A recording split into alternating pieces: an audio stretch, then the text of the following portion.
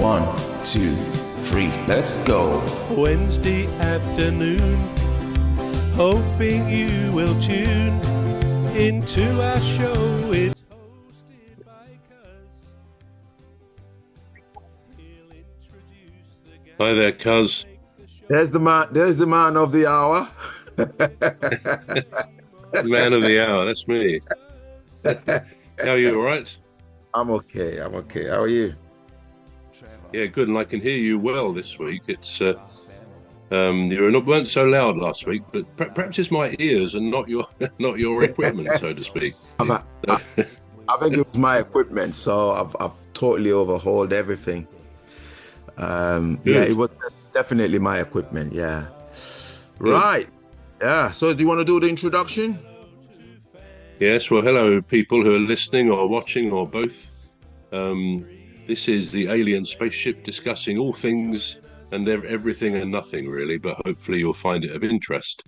Anyway, I'm Trevor Gear, and he calls me Bruv. And I am Emmy Hikins, and he calls me Cuz. That's right. Right. So, we were going to talk about money. Well, yes, and money. It's a good subject, isn't it? I love the sound of that. And also, I think I put something up about Christmas cards as well, which we can have a look at in due course. But yeah, I thought money might be just an interesting thing to think about. First of all, what do we think of when we think of money? I guess we think of those quids, or greenbacks, or lots of words for money, aren't there? Let's see how many we can think of. Dosh, that's a good one. Yeah. There used to be phrases like bob, two bob or three bob. I think that meant shillings. Yeah. Wonga is a good one. Wonga, that's quite a good word for money. And what else?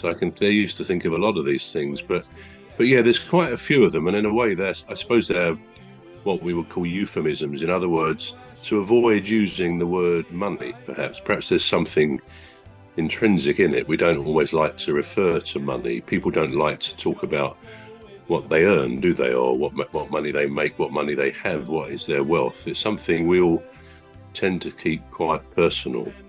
Yeah.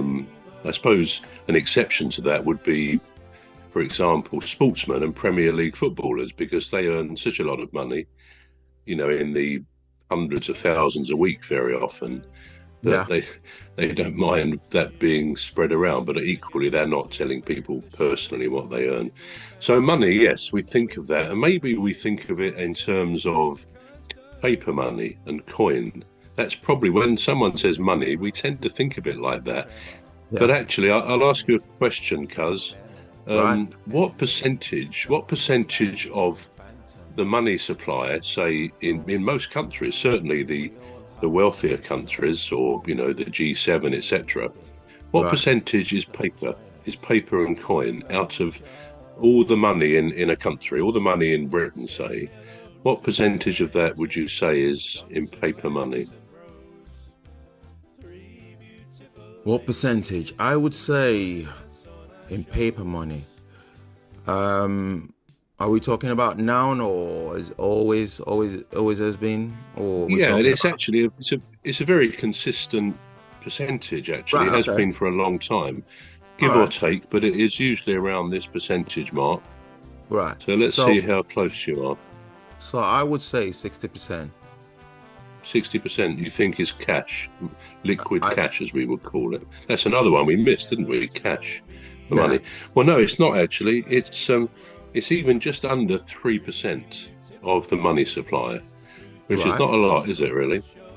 And indeed, nowadays, a lot of people are concerned, it seems, that the government or consecutive governments want to almost do away with cash money. If you think about it, we use our cards far more, payment cards, debit cards, credit cards, far more than we ever used to. So probably there's not many people left, if you like, who just operate in cash. Sometimes with good reason, because banks used to have, and still do have, deliveries of cash by cash vans, which probably is still a security risk for their staff and things like that, for the van drivers.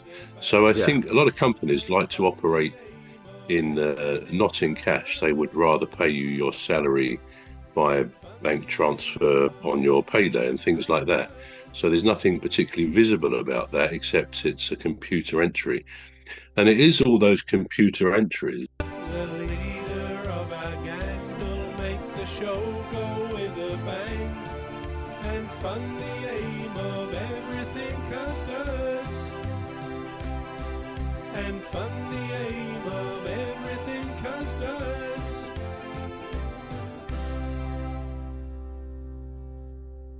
Probably there's not many people left, if you like, who just operate in cash.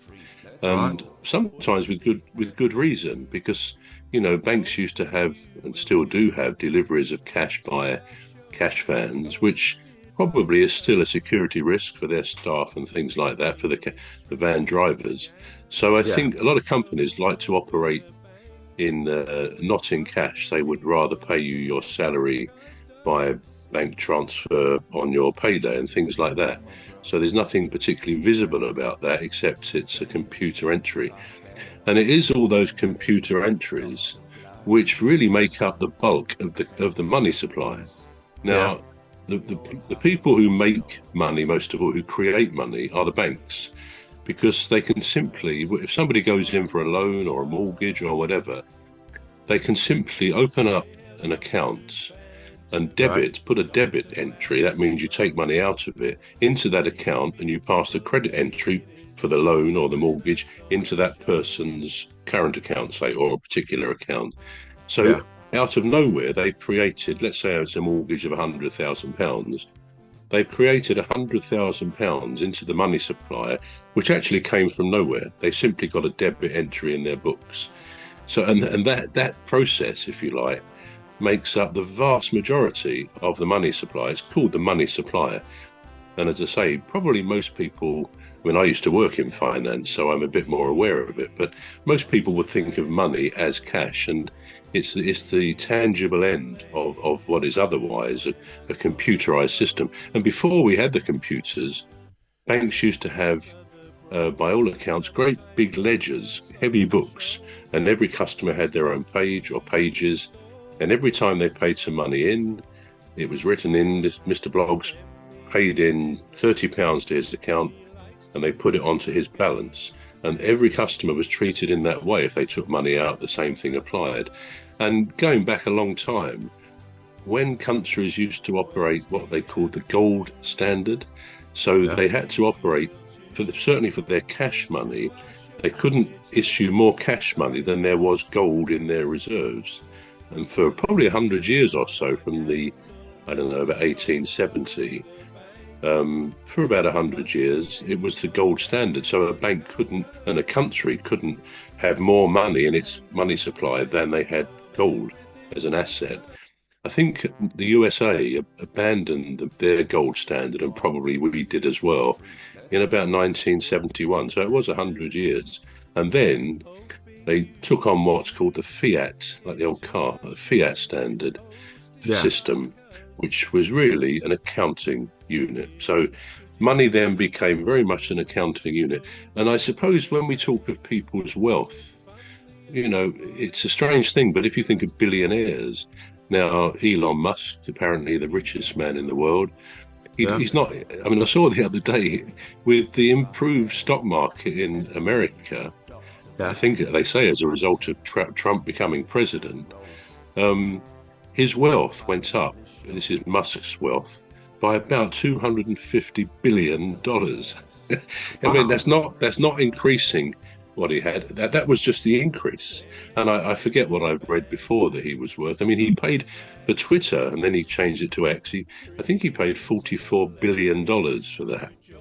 Of course, but he's not got that in cash. It really illustrates the point that wealth is really in the form nowadays. Of our gang will make the show go with a bang and fund the aim of everything Custos. And fund the aim of everything Custos.